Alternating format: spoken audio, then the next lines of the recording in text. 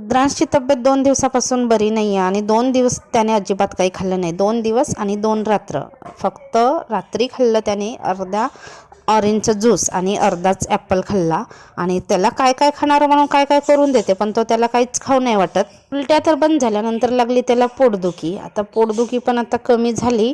तर आता इथे बनवून दिले मी रुद्रांशला कोथिंबीरचे पराठे.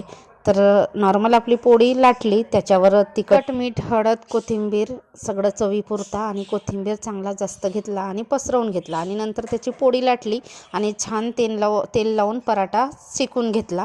नंतर रुद्रांशला खायचे होते डोसे, तर डोसे पण बनवून दिले. त्याने खाल्ले जरा 2 डोसे, तेवढाच आधार झाला पोटाला. आणि रुद्रांशचं कसं असतं, थोडं पण काही झालं ना तर खाणं पिणं तर सगळं विसरूनच जाते, बंद असतं बिलकुल, तोंडाला ताला लावलेला असतो आणि औषधी पण प्यायचे नसतात. नंतर मनाला शेव खायचे आहे, तर आता त्याला वेळेवरच शेव बनवून दिलं.